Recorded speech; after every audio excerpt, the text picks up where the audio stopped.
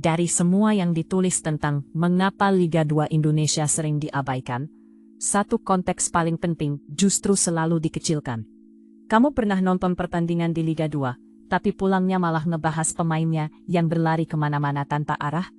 Bukan main-main, di Stadion Manahan Solo akhir pekan lalu, ada pemain sayap yang mengejar bola sejauh hampir setengah lapangan, tapi nggak tahu harus ngapain setelahnya.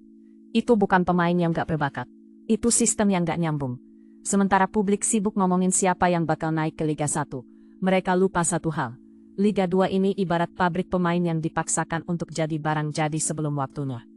Kita semua tahu Liga 1 itu teater mahal, uang sponsor melimpah, penonton berjubel, stadion dipoles kayak mall.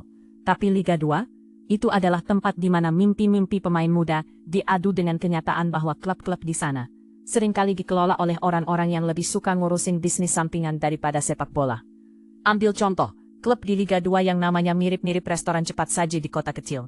Bayangkan, manajemen lebih fokus pada order catering daripada kontrak pemain. Gaji kadang-kadang molor sampai 3 bulan.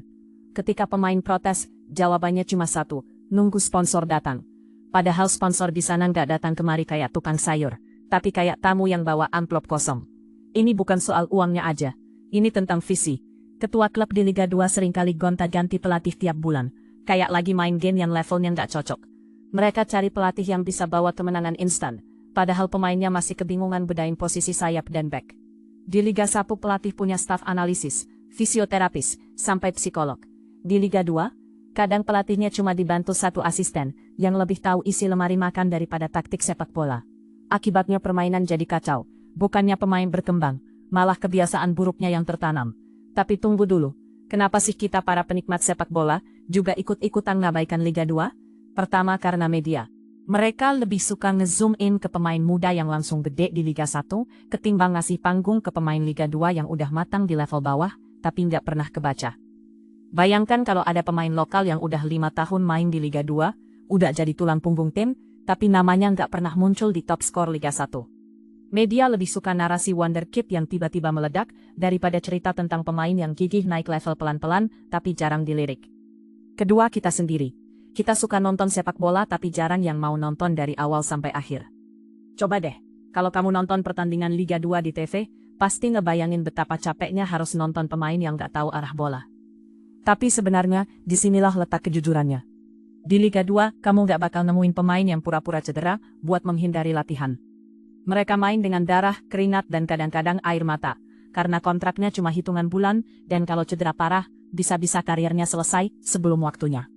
Dan yang terakhir, ini yang paling menyedihkan, kita semua tahu kalau Liga 2 itu tempat pembuangan. Pemain-pemain yang gak lolos di Liga 1, pemain senior yang masa mudanya udah lewat, pemain asing yang gagal adaptasi. Tapi di balik semua itu, ada satu kebenaran. Liga 2 adalah tempat di mana sepak bola Indonesia masih punya jiwa. Di sana, kamu bisa lihat pemain lokal yang berusaha keras untuk sekedar survive. Kamu bisa lihat supporter yang datang, bukan karena ada diskon tiket, tapi karena benar-benar cinta klubnya.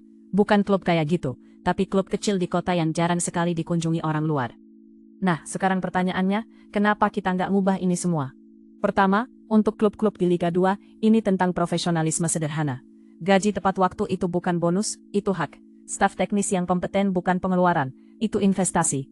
Stadion yang layak nggak perlu menunggu sampai ada promosi ke Liga 1, karena kalau sekarang aja nggak layak, gimana nanti?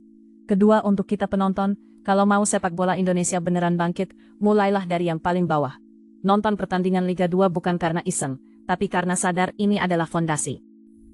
Tanpa pemain-pemain yang tumbuh di Liga 2, Liga 1 bakal kering susunya. Dan yang terakhir, untuk pemain muda di sana, kalian adalah masa depan. Kalau sekarang kalian merasa diabaikan, ingat, setiap pemain besar dulunya pernah mulai dari nol. Tapi kalau sistemnya nggak berubah, kemana kalian mau melangkah? Liga 2 itu bukan akhir. Itu awal yang terlalu sering dilupakan. Jadi kalau besok ada pertandingan Liga 2 di kotamu, jangan cuma lewat. Datanglah. Lihatlah. Dukunglah. Karena di sana bukan sekedar pemain yang bermain, tapi masa depan sepak bola Indonesia yang sebenarnya sedang dibangun. Dan kalau sudah begitu, lama-lama, kita nggak perlu lagi ngomongin mengapa Liga 2 diabaikan.